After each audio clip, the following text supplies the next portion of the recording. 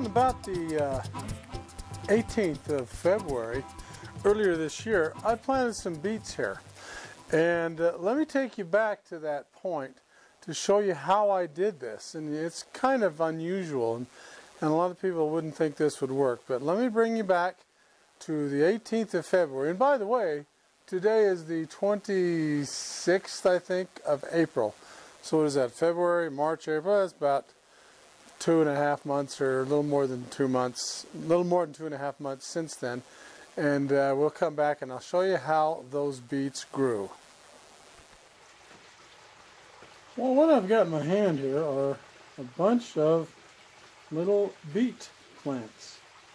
Now, where these came from is, if you remember when I was planting the brassicas over there, I had a couple of flats of, brassica plants, and they were all mixed up, and I didn't know, which were cabbage and which were broccoli and which were Brussels sprouts and so forth. And anyway, so I planted them in there, and these were also in there. These were beets, apparently in that, that bottom container. There was all kinds of beets in there too, or some beet plants in there. So here's what I've got, is these. And what we're going to do is we're going to plant these here and hope that they're going to survive. Now, the way we're going to do this is pretty straightforward. As you can probably see, there's some beets coming up here too, right here. These are stray plants from somewhere, so I don't know exactly where, but they're coming up. So we'll try not to disturb them. And as far as I know, there's nothing planted in here except maybe some leftover stray things from something. But let's plant these beets. And what we're going to do, it's quite easy. I pulled these out and tried to preserve the roots. As you can see, there's a little root ball there and some dirt. And I'm going to just try to drill a little hole and try to drop that in there. And let's see if we can do this. We'll just try to drop. There we go. Okay, we got that one in there, and kind of scrunch it up. And then we'll do the same thing here. Try to get a bigger hole here. Drop that in there and kind of coax it down. And we'll do the same thing until I've got all of these planted. Now, I haven't counted them, but it looks to me like there might be 10 or 15 of these or something like that. So let's plant these and hope they survive, because beets are something that we really like. And in this environment, I know these beets, if you give them enough time, they will grow fairly large. So let's see, let's try this one right here. Now, the key to making these survive is to make sure they have enough water. Now, by that I mean that beets are something that is a root plant. So generally, if you have the root, even if you have a beet in your hand and you plant it in something that's got a lot of water in it, it will take root and it'll try to grow in there. They're quite easily, they'll do that quite easily. So the point of this is you want to put this in the dirt, and then you want to water this really, really well to let those roots take hold and try to grow. Okay, there we are, and hopefully these will survive. And I'll turn on the sprinklers in a little bit to soak this down one more time. And where they came out of again is a flat like this. I took one apart and planted these individual brassica plants into little planters, into individual planters, and these beets came out with them, and I set them aside and thought I'll just plant them right in here. So these have yet to be taken out and planted in individual pots so that maybe I can give them away or something. But okay, we'll see how this goes, and in a couple of days we'll be able to see whether these beets are happy or whether they want to die. Okay. Now, it's like I said earlier, it's the 26th or so of April. So it's, like 2.5 months later. Let's see, is that right? let's see, that would be February, March, yeah, 2.5 months later. And let me show you what became of those beets. Okay, here we are right here. Now look at how they've grown, and if you remember from that little video, what I did was I just kind of drilled a little hole in the ground and stuffed them in there.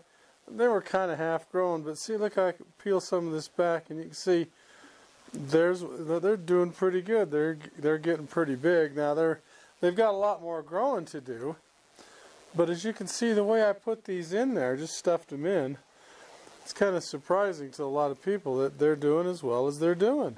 See that one?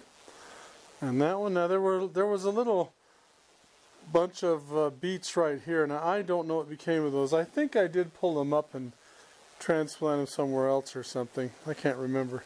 Now I also stuck a few brassicas in there, and I think that's broccoli. And there's one here too, and then there's another beet back there that I planted a little bit later. And anyway, so it's all growing quite nicely. And if you remember these 2 or 3 little onion things in here, they're still growing. But anyway, the point of all this is that, you know, this was just something, oh, these were beets that, oh my goodness, what am I going to do with them? But anyway, there it is, look at that. Now, the other thing that's really interesting to notice is, let me take you back over here. Now, these beets are a different kind. They're bull's blood beets. But these overwintered. And as you can see, they aren't really, let's see if we can dig one out here a little bit. They overwintered. I planted them sometime in the early fall last year. But as you can see, they're growing, they're healthy, but they're not as big as those. Now that could be a lot to do with the species or something like that, but they're definitely not as big as those. So for what it's worth, overwintering them didn't really help. But some of these I did pick during the early winter, and they were really quite good.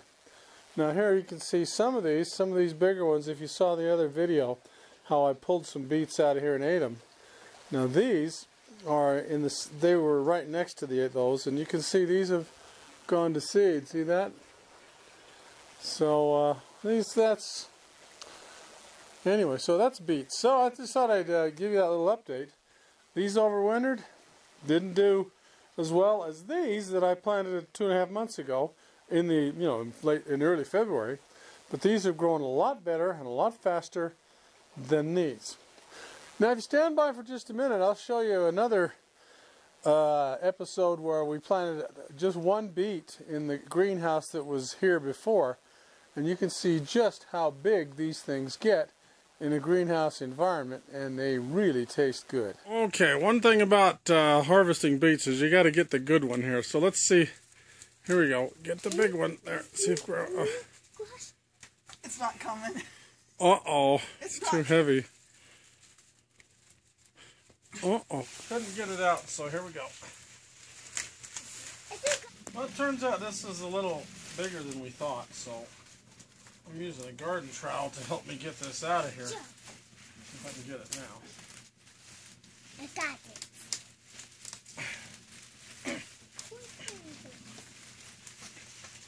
Still not quite. Let's try a little more. Alright, now here's this beet that was crowding out my strawberries. There it is. Oh man, that's a Let's see if I can get some of the dirt off. huge beet. Yeah. Okay, there's the beet. Oh my goodness. And there's still all these other we broke one off. It was a big old stringer. Now that's a harvest. So we took it in and cleaned it up, and that's what it looked like. It was huge. Then we cut it up, and this bowl is just the good parts of the beet that we were able to use, and we cooked that and we ate it. Now over here in this other bowl is the waste that we got off that same beet with a couple of strawberries on top.